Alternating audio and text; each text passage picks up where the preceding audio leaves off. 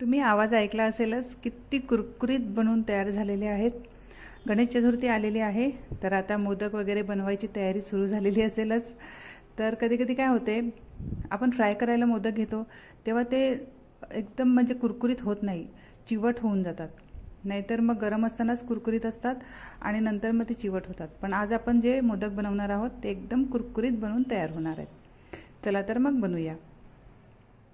नमस्कार, मी अमिता पाटील आणि माझे कुकिंग चॅनलमध्ये तुम्हा सर्वांचं मनापासून स्वागत आहे। तर आज आपण बनवूया तळलेले मोदक। तर सर्वप्रथम मी इथे आता अगोदर आपण पीठ मळून घेऊया। तर इथे मी अर्धी वाटी रवा घेतलेला आहे, हा बारीक रवा आहे, आणि अर्धी वाटी मैदा घेतलेला आहे। तुमच्याकडे जर बारीक रवा नसेल तर तुम्ही मोठा रवा मिक्सरमध्ये फिरवून घेऊ शकता। आता तुपाचं मोहन घालून घेऊया। तर मी 2 चमचे तूप जरा विरघळून घेत आहे गॅसवर। फक्त 2 चमचेच घेतलेले आहे मी, कारण की अर्धी वाटी रवा आणि अर्धी वाटी मैदा आहे म्हणून। आता हे मोहन त्यामध्ये ॲड करायचं आहे आणि छान मिक्स करून घ्यायचं आहे रवा आणि मैद्यामध्ये। सुरुवातीला चमच्यानेच फिरवून घ्यायचं आहे, कारण की फार गरम असते। आणि आता हाताने सर्व मिक्स करून घेऊया। चिमूटभर मीठ ॲड करायचं आहे आणि आता हे सर्व छान असं मळून घेऊया आपण। थोडा थोडा पाणी ॲड करायचं आहे आणि छान असा मऊ गोळा बनवून घ्यायचा आहे।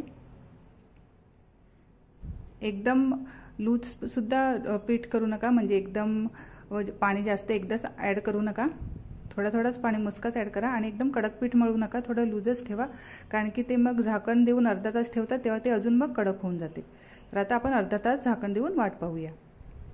तोपर्यंत आता सारण बनवायला घेऊया आपण। तर इथे मी 5-6 वेलच्या घेतलेल्या आहेत, त्या आता आपण सोलून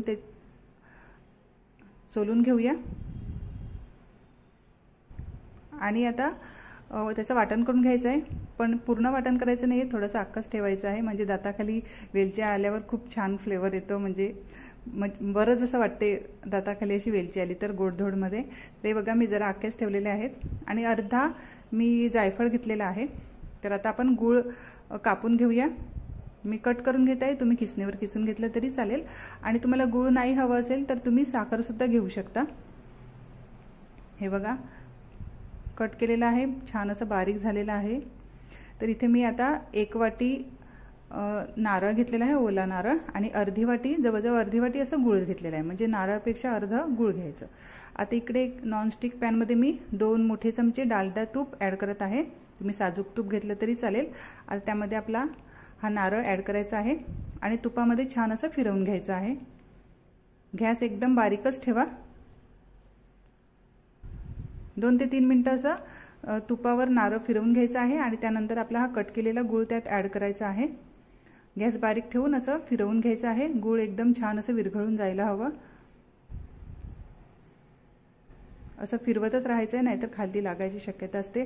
आणि आता त्यामध्ये आपली ही वाटलेली वेलची ॲड करायची आहे, छान असं मिक्स करून घ्यायचं आहे। आपला गूळ आता व्यवस्थित विरघळलेला आहे, हे बघा नारळामध्ये छान असं मिक्स झालेलं आहे। गॅस बंद करून घ्यायचा आहे आणि लास्टमध्ये थोडंसं हे जायफळ ॲड करायचं आहे। तुम्हाला जायफळ नाही हवं असेल तर तुम्ही स्किप करू शकता, पण जायफळाने खूप छान फ्लेवर येतो, म्हणून मी सांगते की आवर्जून टाका तुम्ही जायफळ। हे बघा थोडंसं मी ॲड केलेलं आहे, छान मिक्स करून द्यायचं आहे। आणि आता आपलं हे पुरण रेडी झालेलं आहे, थंड करू द्यायचं आहे। छान असं मस्त सुटसुटीत पुरण तयार झालेलं आहे। आता आपला हा गोळा मळून घेऊया। अर्धा तास झालेलं होतं आपलं मळून घेतलेलं होतं, हे बघा अर्धा तास झालेलं होतं। तुम्हाला जर वाटत असेल की जरा कडक आहे तर तुम्ही थोडंसं अजून थोडंसं पाणीचा हात लावून मऊ गोळा बनवून घ्यायचा आहे। आणि तुम्हाला जितके मोठे बारीक असे मोदक बनवायचे असतील तितके मोठे लहान मोठे असे पेढे बनवून घ्यायचे आहेत, हे बघा। तर इथे मी थोडेसे जरा मोठेच ठेवलेले आहेत, एकदम लहान केलेले नाही आहेत। तर आता आपण लाटून घेऊया। थोडंसं मी पीठ लावत आहे, तसं मैद्याला पीठ नाही लावलं तरी तो मैदा व्यवस्थितच लाटता येतो, पण मी थोडंसं पीठ घेतलेलं आहे, सुकं पीठ।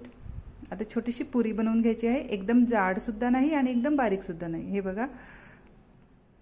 आता काय करायचं, त्यामध्ये मी 2 मोठे चमचे पुरण भरत आहे आणि साईडने अशा कळ्या छोट्या छोट्या अशा पाकळ्या बनवून घ्यायच्या आहेत। पूर्ण पुरीला अशा पाकळ्या बनवून घ्यायच्या आहेत, त्यामध्ये अजून थोडंसं मी पुरण ॲड करत आहे आणि हे सर्व छान असं बंद करून घ्यायचं आहे आणि मोदकचा आकार द्यायचा आहे। जितके जास्त कळ्या असतील तितके मोदक दिसायला खूप छान दिसतात, हे बघा मस्त सुंदरसा मोदक बनवून तयार झालेला आहे। आता मी असे सर्वच मोदक बनवून तयार करणार आहे।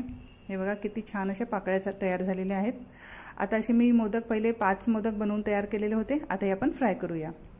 तर कढईमध्ये मी तेल तापत ठेवलेलं होतं। तुम्हाला जर तुपामध्ये फ्राय करायचं असेल तुम्ही तुपात फ्राय करू शकता आणि गॅस मीडियमच ठेवायचा आहे। आणि आता त्यामध्ये आपले हे मोदक फ्राय करून घेऊया। चमचा फिरवतच राहायचा आहे। चमचा फिरवत राहिल्याने काय होते, मोदकला पूर्ण व्यवस्थित म्हणजे कलर व्यवस्थित एकसारखाच येतो। नाहीतर काय वेळेस काय होते की एक साईडला डार्क होतात, एक साईडला व्हाईटच राहतात, असं होते। पण असा चमचा फिरवतच राहिल्यावर छान असा गोल्डन कलर पूर्ण मोदकला येतो। हे बघा गॅस बारीकच गॅस मीडियमच ठेवायचा आहे। आता हे बघा किती सुंदर कलर आलेला आहे। गुळाचे मोदक असल्यावर छान कलर येतो, पण साखरेचे जेव्हा बनवतात तेव्हा काय होते, साखर त्यातून बाहेर येते, मग ते बाहेर डार्क कलर येतो, ब्लॅक जसा, ते दिसायला छान नाही दिसत। म्हणून मी सजेस्ट करेन की गुळाचेच मोदक बनवा। हे बघा किती सुंदर तयार झालेले आहेत। आता इथे मी दुसरे मोदक तयार केलेले होते, हे सुद्धा आपण फ्राय करून घेऊया। गॅस मीडियमच ठेवायचा आहे आणि सर्व मोदक असे फ्राय करून घ्यायचे आहेत। चमचा असा फिरवतच राहायचा आहे म्हणजे व्यवस्थित छान असा गोल्डन कलर येतो। हे बघा आपले आता मोदक बनवून तयार झालेले आहेत आणि खूपच छान असं मस्त कुरकुरीत बनवून तयार झालेले होते। तर तुम्ही या गणपतीत जर तळलेले मोदक बनवणार असेल तर तुम्ही ह्या प्रकारेच बनवा, खूप छान मस्त कुरकुरीत बनवून तयार होतात। हे बघा, तर तुम्ही नक्की ट्राय करून बघा। छान असे सुंदर दिसायला किती सुंदर आहेत बघा। पाकळ्या जास्त बनवल्यावर दिसायला खूप छान दिसतात। तर तुम्ही नक्की ट्राय करून बघा आणि तुम्हाला जर माझी व्हिडिओ आवडत असतील तर माझ्या यूट्यूब चॅनलला सबस्क्राईब करा आणि जर तुम्ही फेसबुकवर पाहत असतील तर माझ्या फेसबुक पेजला फॉलो करा। तोपर्यंत खा पी आणि मस्त राहा। Okay friends, thank you, take care, bye bye. सर्वांना गणेश चतुर्थीच्या हार्दिक शुभेच्छा।